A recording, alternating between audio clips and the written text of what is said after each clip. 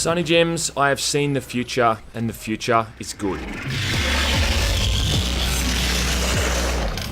Yesterday, I finally got the chance to play Doom Eternal at E3 on the PC as God intended, and I can say that without a doubt, this game is fucking amazing. Now, I really wish that I could show the footage of the time I spent with it, but sadly, capture wasn't allowed at the event, so you're gonna have to put up with B-roll. But don't worry, because I'll still do my best to give my thoughts on why this thing is shaping up as good as it is.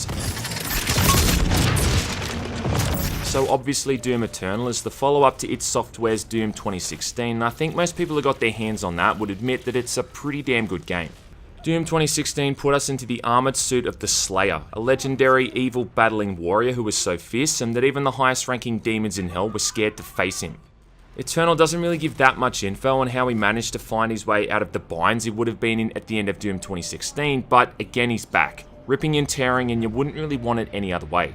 The demo that I got to play was the Phobos base that they originally revealed back at QuakeCon last year, and also the same demo they showed this year at E3. And everything they showed in the demo is in the game, and it plays exactly how it looks, which is, awesome. Unlike a lot of other E3 presentations where you just kind of get this very scripted and almost preset style of footage, or 15 minutes of cinematics that have no gameplay whatsoever, everything they showed in Eternal is exactly what you're getting in the actual game. You'll be doing all that stuff, jumping from platform to platform, cutting demons up with a chainsaw and grappling into something's face with the shotgun to blow it apart at point blank range. It's all in there.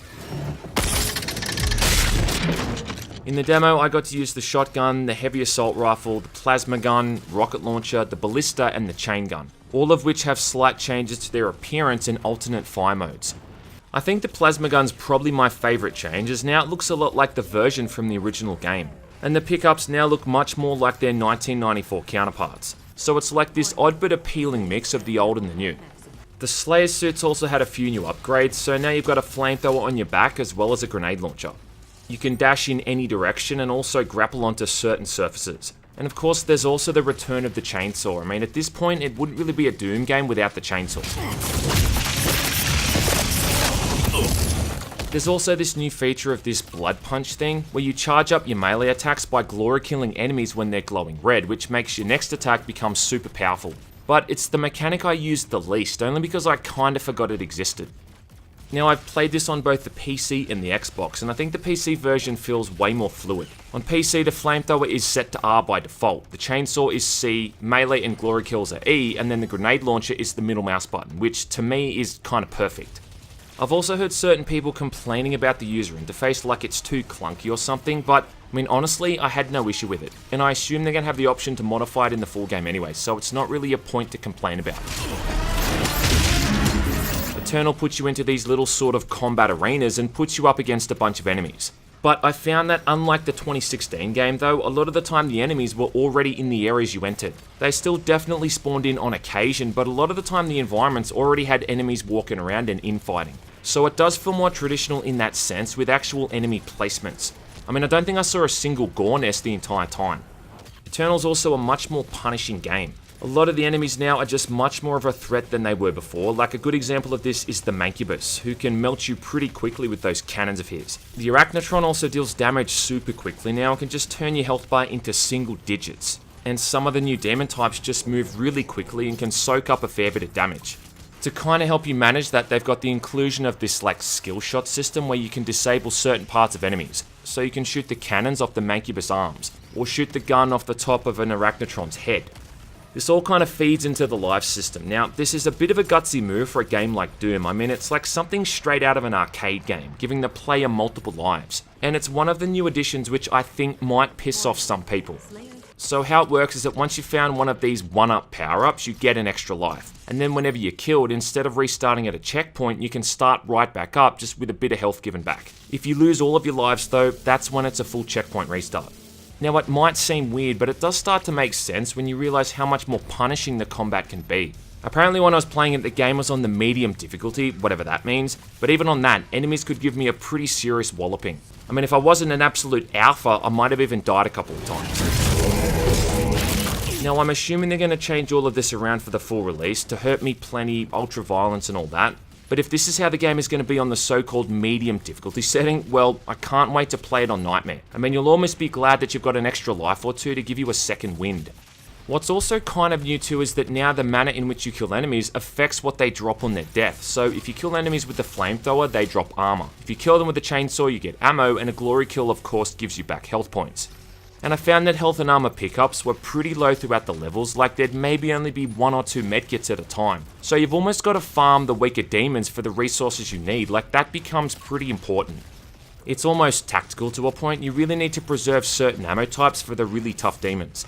The behavior of certain weapons has also been modified a fair bit too, so like for the rocket launcher for instance, it's got a much slower fire rate and also the rockets themselves move a lot slower. However, they do a lot more damage, but also more damage to the player. In fact, at one point I think I honestly took off 80 health because of a single poorly aimed rocket.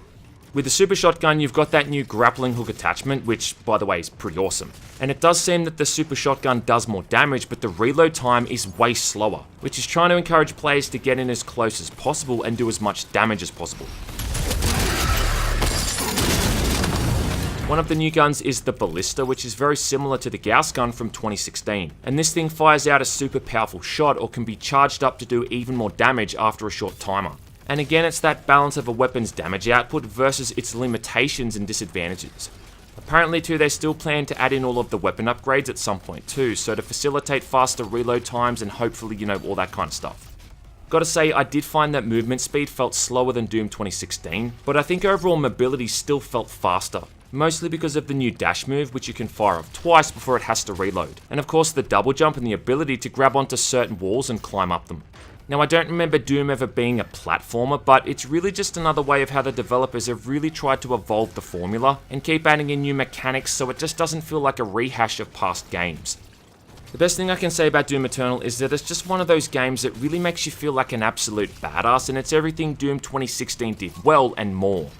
Actually getting to experience that scene in-game when the Slayer's walking through the Phobos space and making everyone shit their pants, through to him using the goddamn BFG to launch himself into space, like, it's amazing stuff. 3, 2, 1... The visuals during some of those areas you get to play are just stunning. You're leaping from these rocky platforms to rocky platforms and floating in low gravity. And some of the new Mick Gordon tracks are just incredible. It's the kind of music that actually compels you to play better. You become the Slayer and the soundtrack's kind of like your cheering squad. There's few games that capture that tremendous feeling of being this lumbering, walking machine of death, and Eternal has just absolutely nailed that. I generally found that people who didn't like Doom 2016 were the kind of people who played it a certain way, like if they were just going to play it by using 1 or 2 weapons over and over, and not being mobile, well, yeah, it's not going to be that much fun. And it's going to be the same thing with Doom Eternal. If you just go in there and use your primary fire mode and everything, well, yeah, you're probably not going to like it that much. But what you put into Eternal is what you're going to get out of it. It's incredibly skill-based, and the better you play, the better the end result as the player is going to be. Complaining that the whole thing is boring because you're not using all of the tools at your disposal is like complaining that golf is slow because you're just using a putter, or saying that a piece of steak is too hard to cut because you're using a butter knife, even though the steak knife's right next to it. I've been pretty lucky to chat to a lot of people that work on the game recently, and the general vibe that I've gotten is that it's being worked on by a bunch of people who really love the game and they love what they're doing. And when you play it, you feel like you're playing a big budget indie game, and I don't mean that in a bad way, I mean in the sense that every aspect of it, from the gameplay through to the presentation, just has a real sense of being lovingly crafted. I'm not really too fussed about the multiplayer mode, to be honest. I mean, Doom has always been about the single player over the multiplayer, but I mean, at least it's there, and I am keen to check it out at some point in the future. I really hope I get to play this thing later down the track, but for now, I've been able to sleep peacefully knowing that Hugo, Marty, and the big dogs at id Software are doing exactly what they need to be doing to make Doom Eternal as amazing as it should be. Being sent to hell has never been this much fun, and I can't wait to play the full version.